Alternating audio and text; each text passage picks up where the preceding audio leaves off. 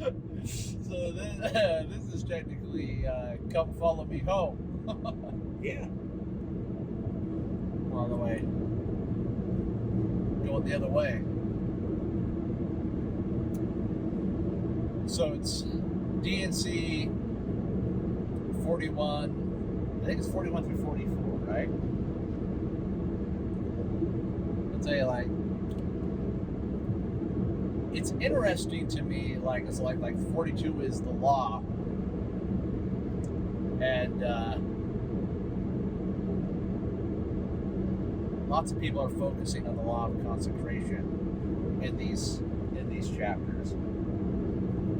And like, you know, like it does kind of talk about the law of consecration a little bit, but and the Come Follow Me mentions it like they live the law of consecration differently, and I think this is something that I didn't understand for a long time. But we're still living the law of consecration today.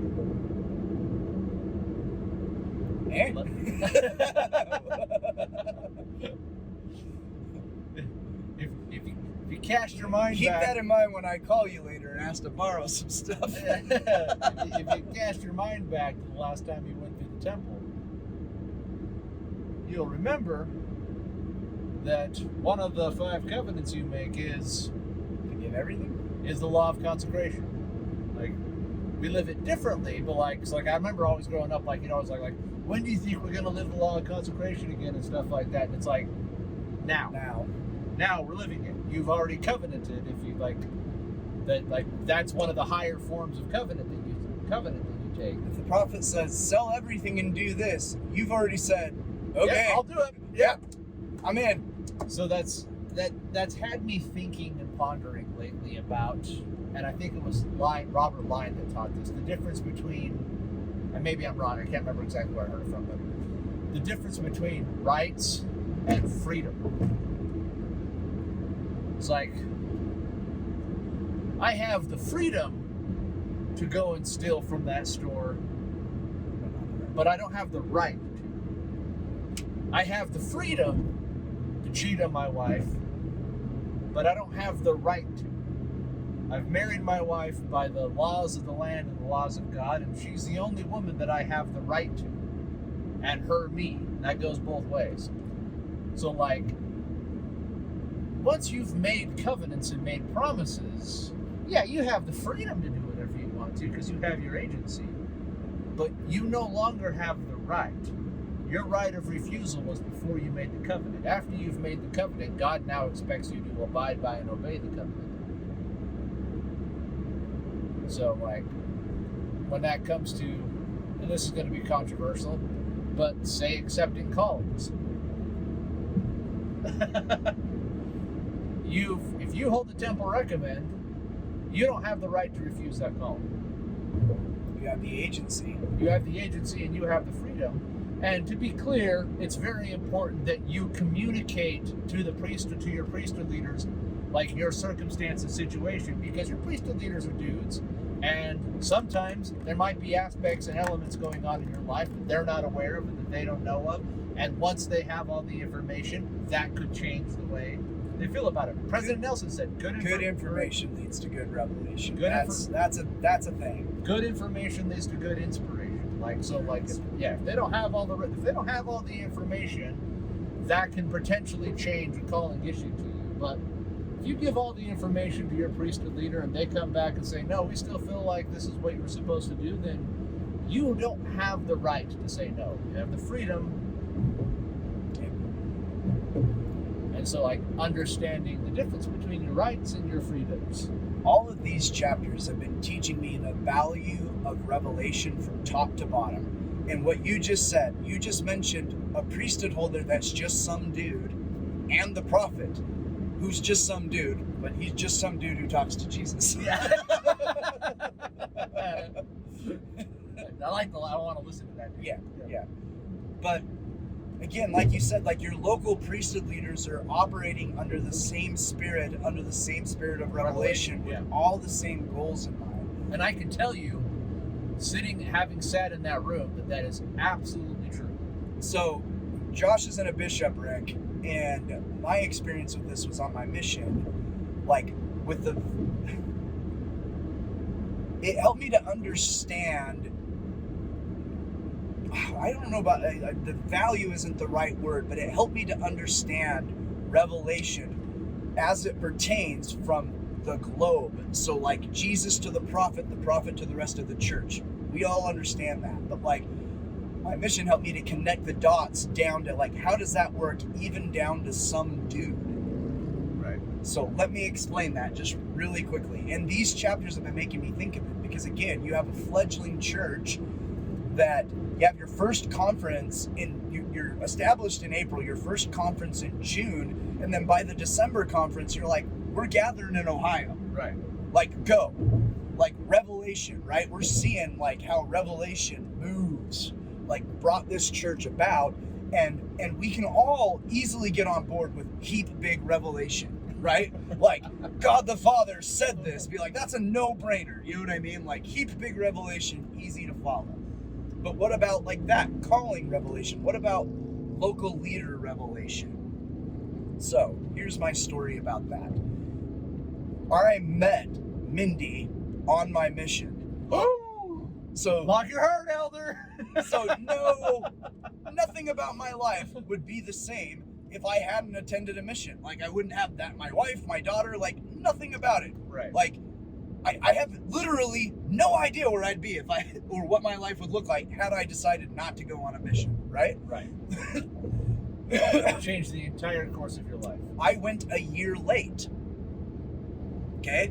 That's important because not just that I went was important or where I went, Cincinnati, Ohio, but each area and when I was there was extraordinarily important as it turned out.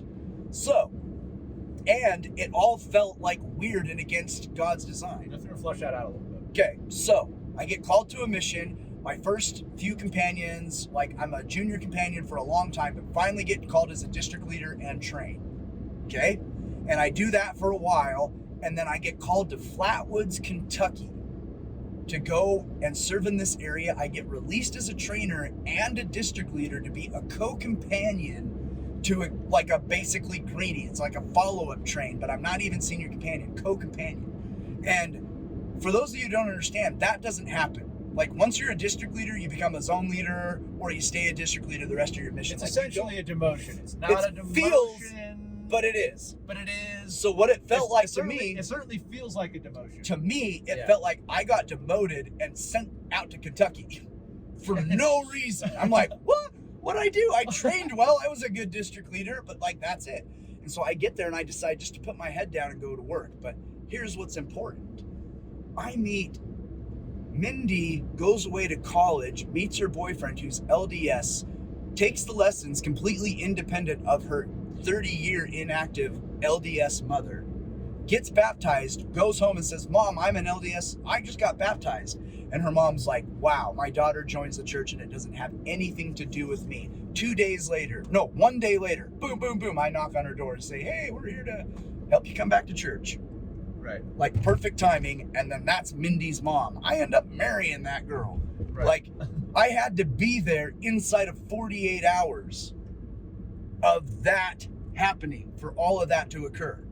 Like, so not just the prophet called me on a mission and then the brethren placed me in Ohio. Okay.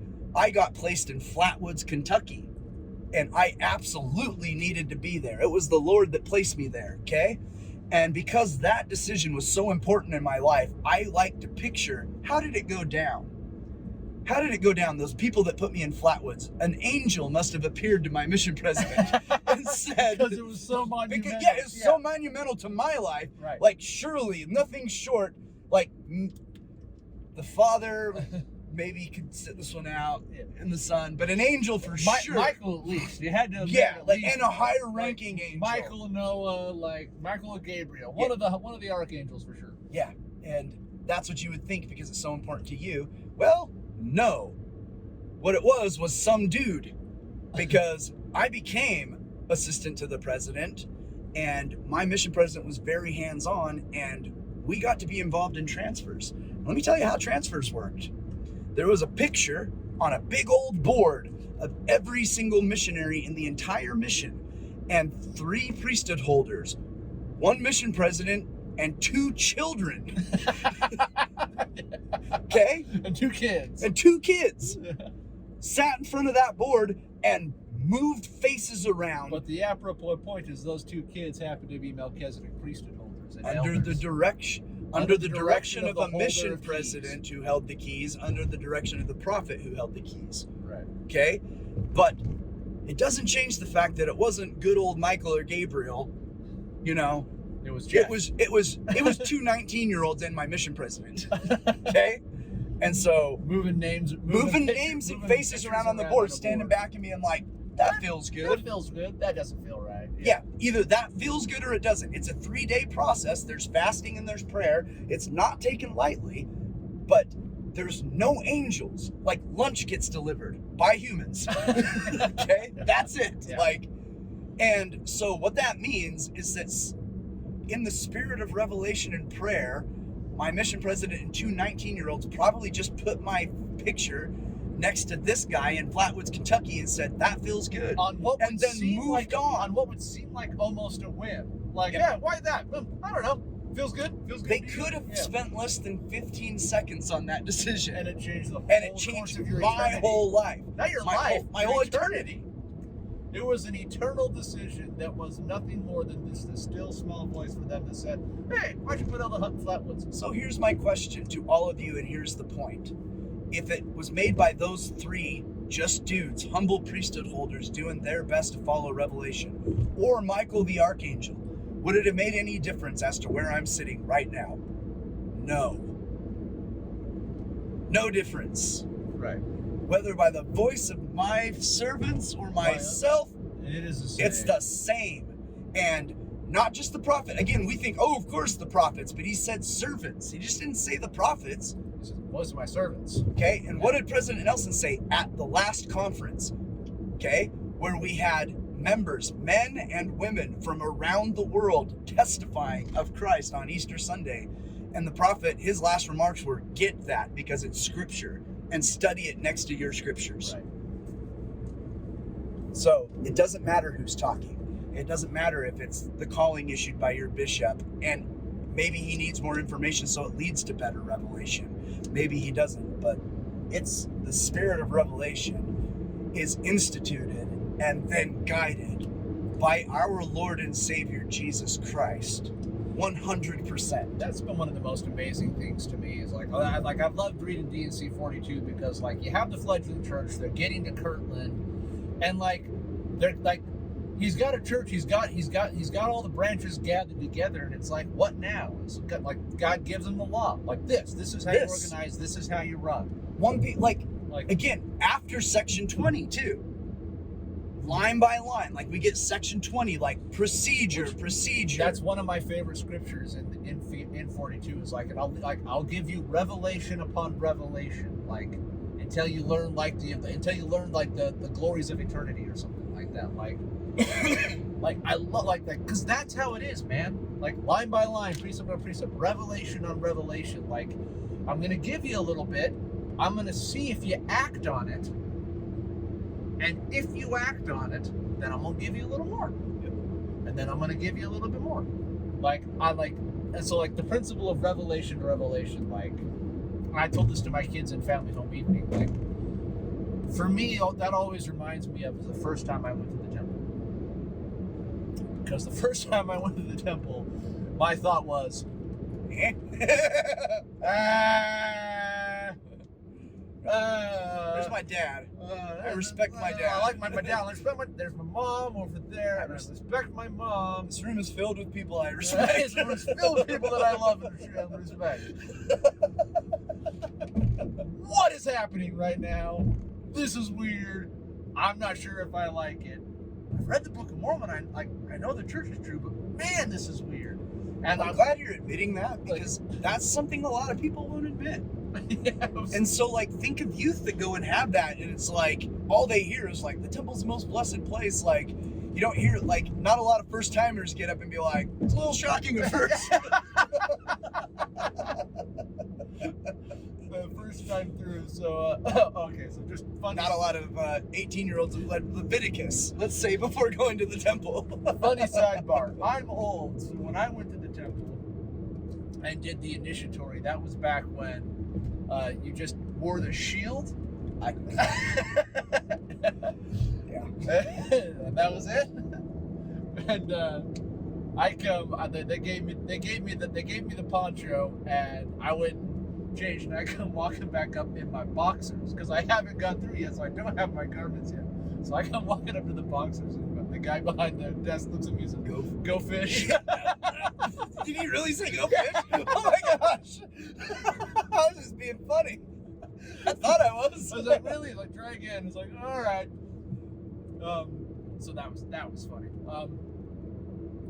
But the point was, and then I got home. Like we got home, and the elders were there for some reason when we got back from me doing it. I got out of the car. It's like, we just went to the temple for this time. One of the elders goes, "Oh, is the church still true?" And you're like, And I'm hey, thinking, all right. And like, it occurred to me, and this was a very important. This became a fundamental understanding for me about the gospel. Was I don't understand what's happening. There's a difference between like people like if you like. There's a very big difference between hearing something and thinking like, well, I don't understand that. That's weird. That must mean it's not true. I watched it and thought, this is weird. That must mean I don't understand what's happening. Yeah, there must mean This is weird to me because I don't fully comprehend what's going on. And so, like, the Spirit helped me come to that fundamental revelations. Go back. So I went back. I went to the temple as often as I could. Right. Like a couple times a week. The Spirit says, I understand that you're confused, but your confusion doesn't mean that I'm wrong. It means you need to learn more. Yeah, it means you need to learn more. It means this is something that you don't get yet. And that was a monumental because it's an epic stone approach to in everything. the foundation of How my many gospel other learning. things have you come across that were just like that? Like, come across this, like, why did it go Things this that way? I thought were contradictions. I'm not sure. Yeah. Times on my mission when I got in a bash and somebody just flat stumped me with something I'd never heard before that I was like, what? Oh. That can't be true. Contradictions, for example, okay? I'll tell you one. Somebody asked me, why is it you got contradiction, okay? Why is it that to Abraham, he's saying taking handmaidens and all that is good, but then to David, it's all wicked. You know what I mean? Mm-hmm. You put those next to each other without any subtext, and that's an old-fashioned contradiction. And that seems like a contradiction, but it's not. You just don't understand. There's more for you to understand in the law. Here's the analogy I used to describe it. Okay, and he had kids, right? He has a 17-year-old and he had a 5-year-old. Say you go camping, okay, and you want a fire started. Are you going to ask your 5-year-old to start it and trust him to do it, or your 17-year-old? 17-year-old, obviously. Yeah. And I'm like, why? Because because a 5-year-old can't be trusted with fuel, wood, and matches and know how to put all that together to create an element of fire that takes maturity in order to control. Right. Like, is it a contradiction that you would allow one child and not the other to play with that fire? Or are there circumstances that the 5-year-old doesn't understand? Yes. That's the reason why behind your And I'm like, that analogy is apt because David was a 5-year-old and Abraham was not.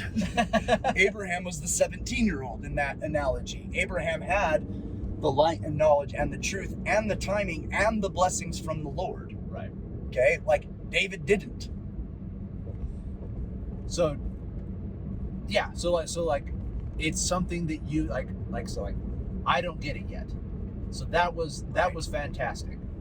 So I went back to the temple again. But that's nice in the right spirit of humility rather than saying you're wrong. Right. Yeah. This is my. I don't get this. You must be wrong. So I don't understand what's happening. I must not understand it yet. Right. And so I began searching. I went back to the temple over and over and over again, and I started searching and researching and like getting it like. And you know, like I told the kid this, like, line upon line, revelation upon revelation. Like, the first stone laid in the foundation was that revelation that you just don't understand it enough yet. It seems weird to you because you don't understand it yet. That was block number 1 in the foundation. This is a marker. There's more below this soil. Yeah, that was block number 1 that needed to be laid. It took 12 years. Wow. Before I got all of the questions that I had from my first time through the temple, I think I know when you got answered. It took 12 years worth of study, worth of going to like the education week classes, studying. I studied the Journal of Discourses, like 12 years of intense study before I finally got what I felt like was a satisfactory answer to all of the questions that I asked on my first trip to the temple. And the reality of it is that there's answers to those questions that I would not have understood. I'm glad you said that, because it's like, imagine that 19-year-old, you get out and say, I have these questions. Michael appears and say, ask away. And just just directly answered all of them. Like, you would have understood nothing. I'd have understood none of it.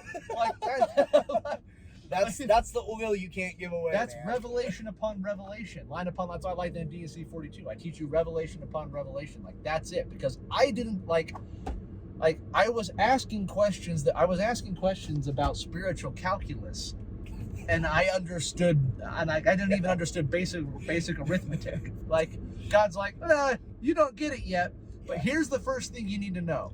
Asking about algorithms when you think 2 + 2 = 5. Yeah. Like, I was like, there was foundations that needed to be laid. So it's like revelation upon revelation, line upon line. And you see that in the Doctrine and Covenants. Like, that's what's great about this. You see the Lord giving them just one little bit at a time, one little piece at a time. Like, okay, now you've done this, now that. Okay, good. Now you've asked me. Now there's a book I need you to translate. Good. Now you've translated that book. Now you need to organize a church. Yeah. Good. Now that you've done that, now I need you to go ahead and gather everybody together. Good. Now that you've done that, I can't tell you yet. I can't tell you yet. All I'm going to tell you is I'm going to endow you with power on high. You don't know what that means yet. What does that mean? Even if I told you, you wouldn't get it. What if I told you right now, I'm not just going to move you there, but I'm going to ask you in your impoverished state to dedicate everything to build a house to me? Are you ready to hear that now? Dude, okay, so and that's the other thing, like revelation upon revelation, like you going through cancer, here's the other things, like you got cancer a couple of years ago, couldn't work for 2 years, so I'm by myself, and the end result of that was that our business was in a way better spot. Ironically, unbelievably, miraculously, we wound up better off by the end of your cancer than we were at the beginning of it. Yep. By leaps and bounds. By a long, long ways. Yep. And if you had come to Jeff and Josh, and be like, I was praying about it every day. We were praying to improve our business. I want my business to get better. I want to be more organized. I want to get farther along. And God's like, I've got the solution. I have conditions. I know how to do it. If I told you how, you wouldn't like it. Especially if you just saw the raw details of it too. Yeah. Be like, you're gonna have to throw up 400,000 times. You're gonna have to do this. You're gonna have to do that. There's gonna be chemotherapy. There's gonna be multiple surgeries. I'm gonna toss in a heroin addiction. Just for good measure. Yeah, get you addicted to pain pills and off of them, so you can go through that wonderful 8-week experience. know what coming off opioids is like. I was in solitary confinement for 2 years. You know how hard it is to not lose your mind when you're by yourself all day long, every day. Everybody does now. Most people. I wouldn't have, but now I do. Yes. Now a lot of people do get what that's like. So if you'd have come to me and told me what the price was to learn the lessons we needed to learn to get where we wanted to go, I've been like, it's a hard sell. I'm fine. No, I'm good. I'm good. Revelation upon revelation, line upon line, because he takes you where he needs you to go, and half the time he doesn't tell you, and that's a mercy, because you don't want to know what the answer is. Do you want to know what's behind the door, or just have the assurance that you can beat it? B. B. I take B. B every time. Every time. I'm old enough and wise enough now to know that that's the answer.